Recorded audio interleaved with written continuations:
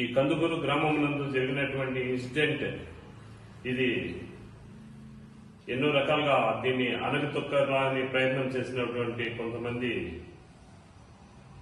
రాజకీయ నాయకులకందరికీ హెచ్చరికగా మన royal people front అధినేత జాతీయ అధ్యక్షులు రెడ్డి శేఖర్ రాయల్ సారు, అదే వారితో పాటు తెలంగాణ రాష్ట్ర ప్రజలు కూడా లీడర్లంతా, కాపు సంఘ నాయకులు, ఆర్పీఎఫ్ లీడర్లు అందరూ కలిసి ఈ యొక్క ఉద్యమాన్ని విస్తృతం చేస్తూ ఈ సభ్యులకి, గాయపడిన వారికి కానీ, మృతి చెందిన వారికి కానీ, ఆ కుటుంబ సభ్యులందరికీ ఆర్థిక సహాయంగా ప్రభుత్వాన్ని డిమాండ్ చేయటము, అదేవిధంగా ఎవరు ఎక్కడున్నా కానీ ఆర్పీఎఫ్ దీంతో జాయిన్ అయ్యి ఈ యొక్క మన సమస్యల్ని, సందర్భాలని ప్రభుత్వ పరంగా కానీ ఏ యొక్క సమస్య సందర్భాలు కూడా కానీ ముందుండి విజయం సాధించుకోవాలని మన ప్రజలందరికీ నేను తెలియజేస్తూ ఈ అవకాశం ఇచ్చిన నాకు అందరికీ ధన్యవాదాలు.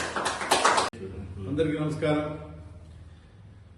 మరి మొన్న గుంటూరులో జరిగిన హత్యకి కూటమి ప్రభుత్వము ఎంతో దీనికి స్పందించి ఎంతో మా కులానికి, ఆర్పీఎఫ్ రాయల్ పీపుల్ మా రెడ్డిశేఖర్ గారికి ఈ యొక్క దుర్ఘటనని దీన్నంతా సూచనలు తీసుకునే అధికారులు వాళ్ళు మాకు మెయిల్ చేయడం జరిగింది. దీన్ని రాష్ట్ర గవర్నమెంట్కి, కూటమి ప్రభుత్వానికి మేము ధన్యవాదాలు తెలియజేసుకుంటున్నాం.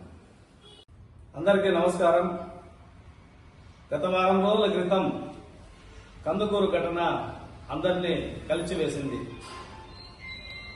రాష్ట్ర వ్యాప్తంగా ఉన్న కాపులైతేనేమి, బలిజలు, ఒంటరి, తెలగ వీళ్ళందరూ కూడా ఎన్నో కొన్ని సంఘాలైతే పెట్టారు.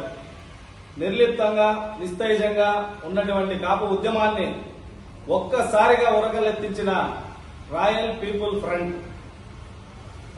పీపుల్ ఫ్రంట్ అధినేత రెడ్డిశేఖర్ రాయల్ గారు ఒక వారం రోజుల క్రితం మన ఆంధ్రప్రదేశ్ లో జరిగిన ఒక సంఘటన, కందుకూరి ఘటనలో ఒక స్నేహితుల మధ్య కావచ్చు, వాళ్ళకి ఫ్రెండ్షిప్ గా ఉండి నాయకుల మధ్య కావచ్చు, అది ఒక పెద్ద గొడవ అయ్యి అతన్ని ఒకరిని కారుతో గుద్ది చంపివేయడం, మరొకతన్ని కాళ్లపైన ఫార్చునర్ కారు ఎక్కించడం జరిగింది.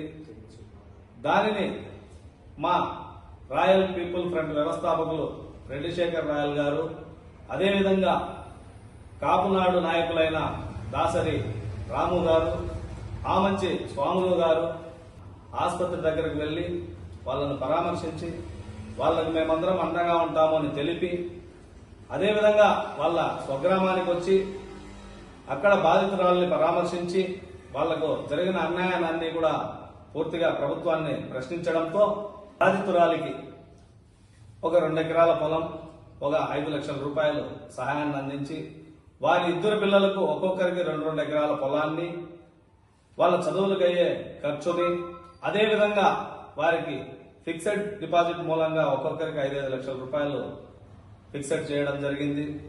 కావున ఎక్కడైనా గాని ఈ ఆర్పీఎఫ్ అనేది సమస్య ఏదైనా ప్రారంభం దశలో ఉంటే ఈ ఆర్పీఎఫ్ అనేది త్వరగా స్పందించి అందరూ కూడా, ఈ ఆర్పీఎఫ్ లో ఉన్న వాళ్ళందరూ కూడా ఏకతాటిగా ఉండి ఆ ప్రశ్నని ప్రశ్నించేదానికి సిద్ధంగా ఉండాలని తెలుపుకుంటూ అందరికీ నమస్కారం.